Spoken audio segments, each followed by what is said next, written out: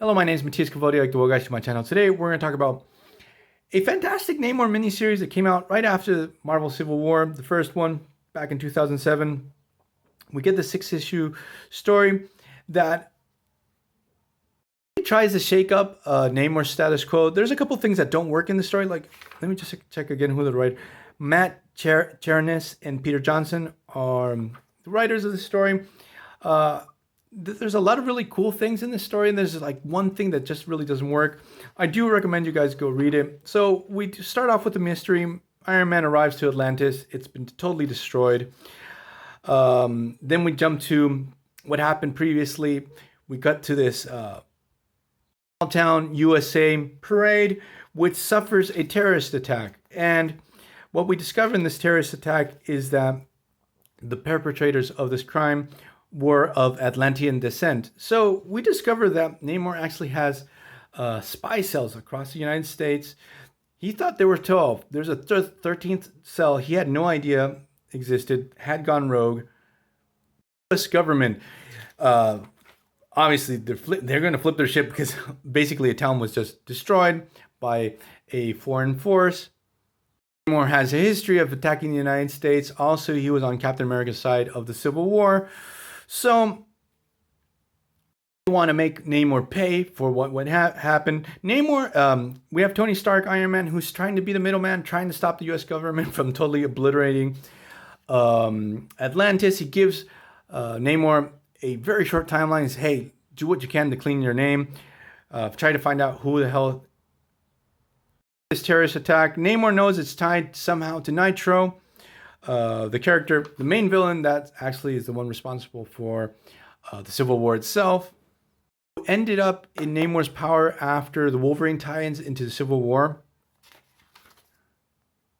Like a lot of political intrigue. Like first, we have Tony Stark and the U.S. government. Then within the Atlantean society, like some Atlanteans want to overthrow Namor because they feel he's too chummy with the surface world. Other people are loyal to Namor. Basically, Namor is going to have to deal with a coup during this whole story. Also, Namor's talking to this mystery dude who's very obviously Doctor Doom. He puts on this really awesome armor.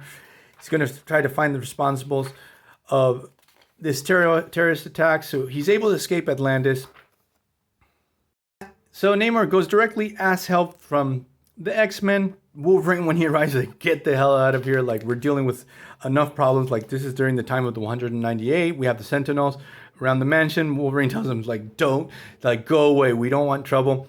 And we get this awesome battle where Namor just basically just manhandles Wolverine. Even though I'm a hardcore Wolverine fan, I feel like this is the way the battle should have gone.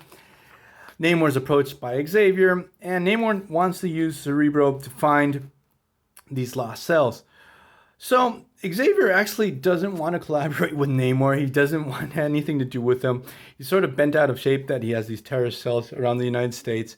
So actually leaves a very sour taste in Namor's mouth. And the odd thing is that after this, a little further down the line, after destruction of Atlantis, he's going to be on the X-Men during the whole Utopia phase. They sort of wiped this whole exchange under the rug, even though like during that time Cyclops was the one in charge. So when he's leaving, he's confronted by a Sentinel. He basically destroys and humiliates the Sentinel. Like there's people piloting these Sentinels during this time. Then the U.S. government sends Venom after Namor. Namor also very easily disposes of Venom. So the only part of the story that I didn't like, and I also like, it's sort of weird. We discover that the one behind the terrorist attack, working with the people that are trying to overthrow Namor's government, is a son of his. And it's sort of funny, like, he reveals, like, I'm your son, you forgot about me, you put me in exile, and Namor's like, I have no idea who you are, and it just doesn't spark any emotions in him. On one hand, his name is Kamar. I feel like the writer, if he's canon, like put a reference in where this character comes from and when he was exiled, and if not, some type of reference within the story that this is like a illegitimate Namor son. And Namor's like, okay, son with who were you? Because it seems that Namor has quite a few of these. Doesn't even phase him. He starts beating the crap out of his enforcers. He impales one on the Space Needle in Seattle.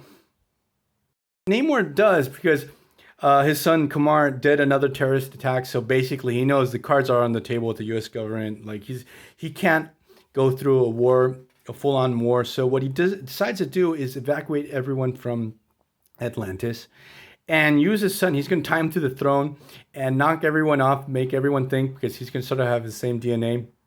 Obviously, because his son. He's going to use Nitro to blow up all of Atlantis and fool everyone, stage his own death while he escapes. So for a brief time, Namor is going to be in Latveria with Doom before he goes to Utopia. But this story, it's pretty good. Like, I spoiled the hell out of it, but it's worth reading. A lot of fun, a lot of intrigue. This one actually is going to stay in my collection, even though that I feel like I didn't like too much. They pulled this Kamar thing out of their asses. No reference to him in any moment of the story. But outside of that, it's really good. So see you guys next time. Bye.